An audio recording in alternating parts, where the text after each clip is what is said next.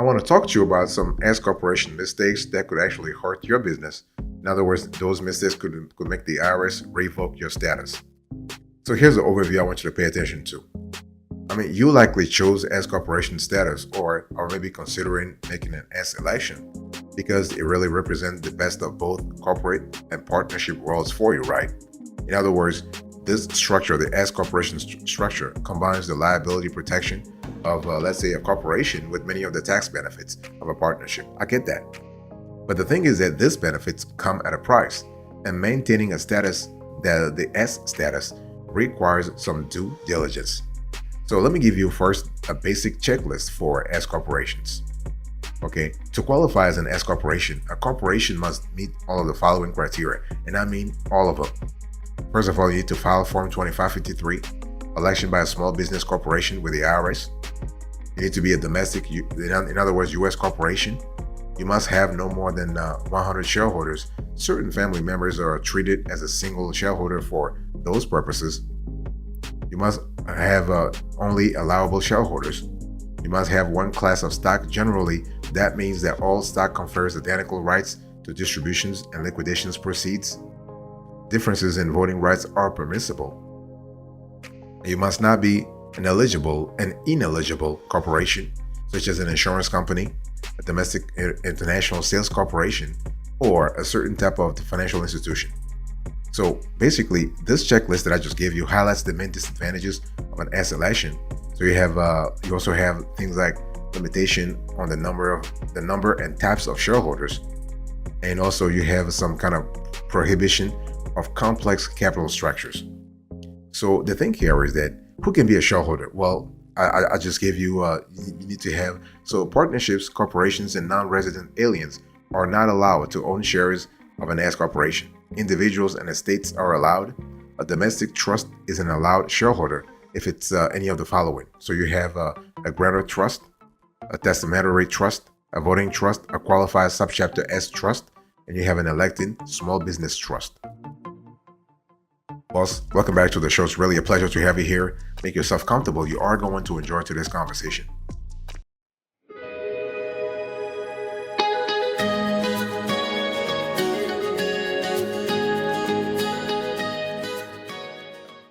Let me give you a few pro tips here, and then those tips will help you avoid inadvertent termination of S status, right? Because the thing is, the whole gist of today's conversation is to give you all those S corporation mistakes that could make the IRS revoke your status. So you want to closely monitor your shareholders and activities to avoid inadvertent termination of your company's S corporation status. At worst, termination means that the loss of substantial tax benefits. At best, it means going through an expensive, time-consuming process to seek relief from the IRS, and if successful, have your S status restored retroactively. So let me give you some of the actions you will need to take to avoid termination.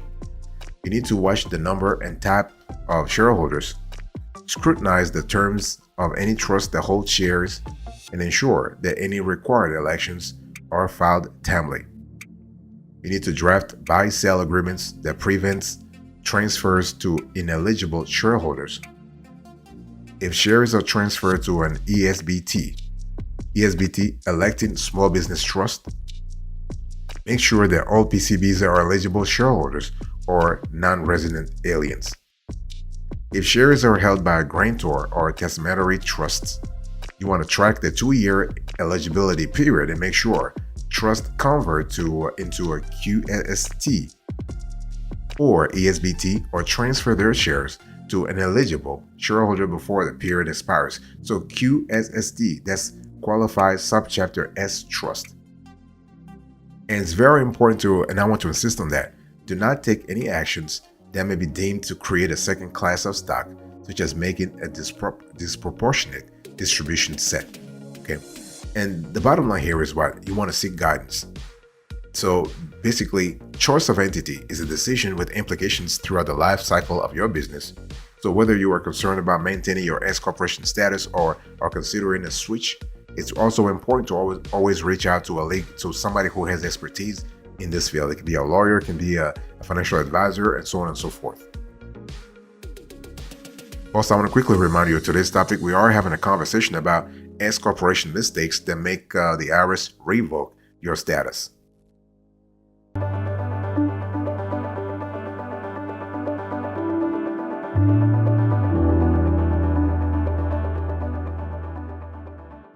The thing is that when we talk about S corporations, you need to understand that you have a lot of advantages, but you also have some not limitations, but you also have some responsibilities. Although limited liability companies are becoming the more popular choice of entity structure, S corporations are still a common entity choice. Therefore, it is important to stay current on the qualifications and ensure that the entity remains compliant, right? When an S election is made, requirements must be met to avoid an inadvertent termination of S status. One thing I need to say here is that when we talk about terminations, those terminations can be voluntary or involuntary. However, inadvertent involuntary terminations should be addressed immediately upon discovery. If the proper steps are taken, the IRS may grant a corporation relief and, subject to certain conditions, continue to treat the corporation as an S corporation. So the thing here is that you got to really remember the requirements that I just listed, right? Domestic corporation. You need to have allowable shareholders, allowable in quotes. So allowable means what? Individuals, certain trusts and estates. So you want to forget about partnerships, corporations, or non-resident alien shareholders.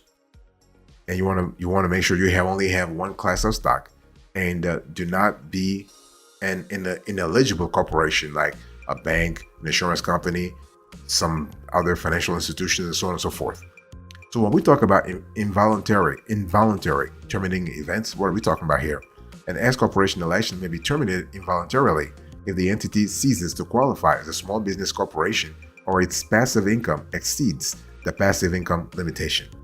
And an S corporation ceases to qualify as an S corporation if it does not meet the criteria in section 1361B that I just spoke about earlier. A termination for this reason can be considered to be inadvertent, so this is kind of important.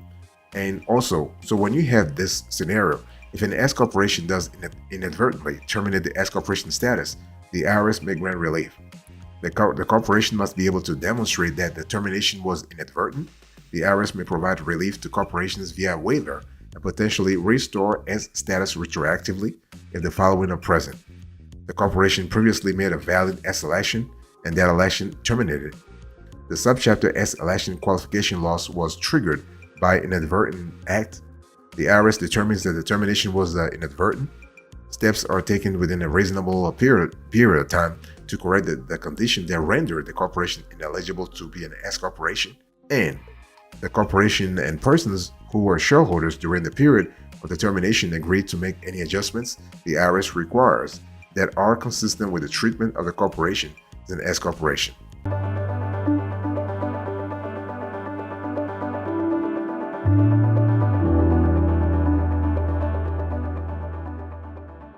So I want to talk to you about one thing that could actually trigger an inadvertent sort of revocation or a cancellation, if you will. And that's actually the disproportionate distributions. And so one of the most common errors as corporations making a disproportionate distribution potentially can be viewed as creating a second class of stock and terminating S corporation status. This is kind of important. Let me just break it down for you. The circumstances in which this error occurs are often very similar. And so let's say a corporation that actually started with okay, let me just use letters so everybody's is pretty clear here. X is a corporation formed on day one, and X made an election to be treated as an S corporation on day two. So day one, day two, okay. In year one, X made disproportionate distributions to its shareholders by failing to make distributions to all of its shareholders. And X discovered this in year two and made the necessary corrective distributions. So in this scenario, here is the IRS potential hypothetical ruling, right? The IRS stated that X's S corporation election may have terminated because X may have had more than one class of stock. However, the IRS actually concluded that if X's S election had been terminated, the termination was inadvertent within the meaning of Section 1362. Now, The IRS also concluded that the corrective action taken by X and the shareholders by year one did not create a second class of stock under Section 1361. Therefore, the IRS ruled that X would be treated as continuing to be an S corporation from day two and thereafter, provided that X's S election otherwise was not terminated. So this is kind of important. Also, I want to quickly remind you of today's topic. We are having a conversation about S corporation mistakes that make the IRS revoke your status.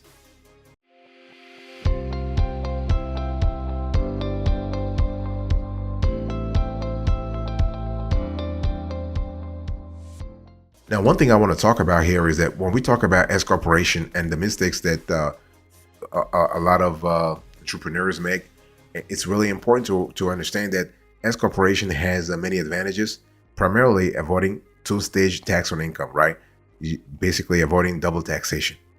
And if you never considered filing for S corporation status before, you basically are able to do so and actually preserve yourself from double taxation. And one thing that's really important also is that now the S corporation status actually is closely monitored by the IRS. They actually do occasional audits. They do random audits, and also the law is pretty structured in such a way that if you do not follow the rule of the law, they will catch you sooner or later. So it's one of those things where you are able to actually reap the benefits if you follow the rules of the law. And one thing I want to say here is that, violating any of those rules or even failing to file the election on time can be extremely costly. So it's one of those things where you do not want to find yourself in that situation, okay? And please make sure that you are able to also have only one class of stock. I want to insist on that because we see this with many of our clients that they think, well, it's just like the way they structure stocks within the company, they do not have a clear idea that this could be interpreted by the IRS. This can be construed by a third party as having one class or having 2 or 3 classes of stock. So you always want to be very clear to make sure that you are having only one class of stock. Okay. And one thing I also want to say here is that make sure. So when we talk about rule violation with the S corporation, you need to understand that you want to pay attention to how money is managed within the S corporation. So when you're giving cash to shareholders, make sure that it's properly documented. It's not a loan. If it's a loan, it must be said so. If it's a capital return, a return of capital, it must be said so. If it's a salary, it must be said so. Those things should be clear from the get-go.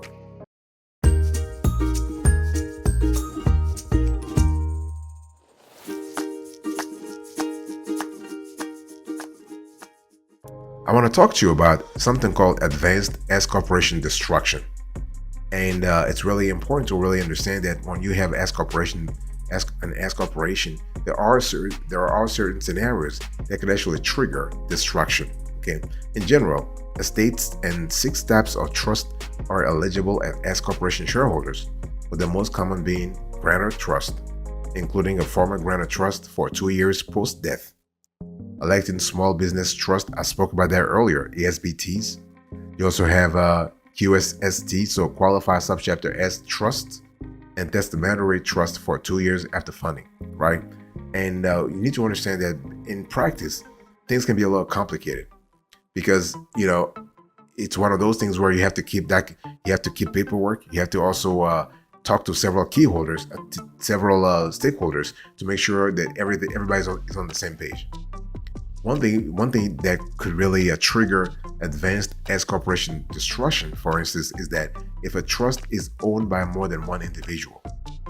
Any trust that is taxable to multiple individuals is ineligible to hold S corporation stock. Okay, a foreign trust holds stock. So again, this may seem straightforward, but a change in trustee or trustee control could actually convert a U.S. trust into a foreign trust. And also another scenario we have seen in our research is that using an IRA or charitable remainder trust as a shareholder is not a great way, because this will destroy the S Corporation. While these are structured as trust for legal purposes, they are not, and I repeat, they are not qualified to hold S Corporation stock, and so they can invalidate your S Corporation status. So it's one of those things where, obviously, I'm not giving you an exhaustive list of all the scenarios that could actually contribute to advanced S Corporation destruction, but I'm just giving you a representative list of scenarios that could actually trigger advanced S Corporation destruction, so you have a clear idea. The most important element is when you have an S Corporation, you got to have a lawyer. You got to have a legal expert, either in-house or somebody on call, to ask all questions, because even though all the things I'm telling you actually relate to the federal regulations, maybe your state also has specific laws revolving around S Corporation. And the last thing you want is to be on the wrong side of the law when it comes to S Corporation.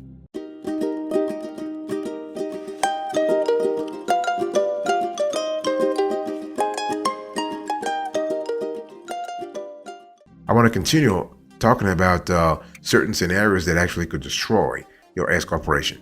And another scenario here is defective trust provisions. So while the trust itself may be eligible to hold S Corporation stock, a poorly written provision or improperly signed election can change beneficiaries, structure, or status. So you can see that I'm going as granular as possible. And that level of granularity is actually intentional, because I want you to really understand that when we talk about advanced S Corporation destruction, those are things that the IRS may actually look at one point or another, either earlier or later on. So the more you know about them, those provisions beforehand, the more you know about those scenarios beforehand, the better equipped you are when it comes to dealing with them.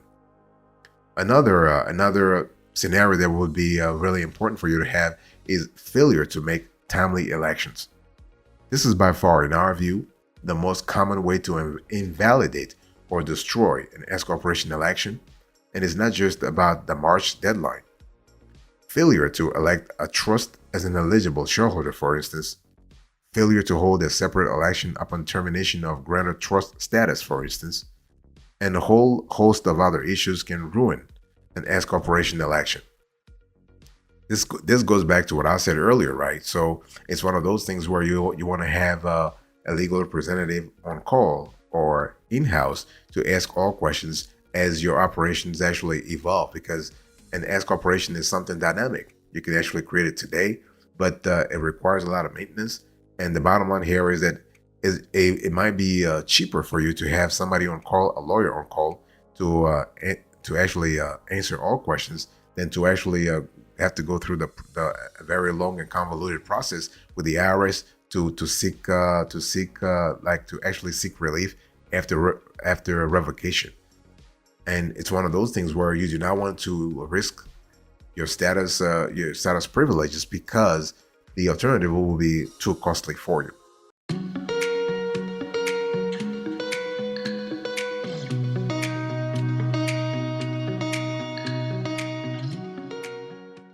Thank you so much for your attention. I really appreciate it. In today's conversation, I was just talking to you about S Corporation mistakes that make the IRS revoke your status.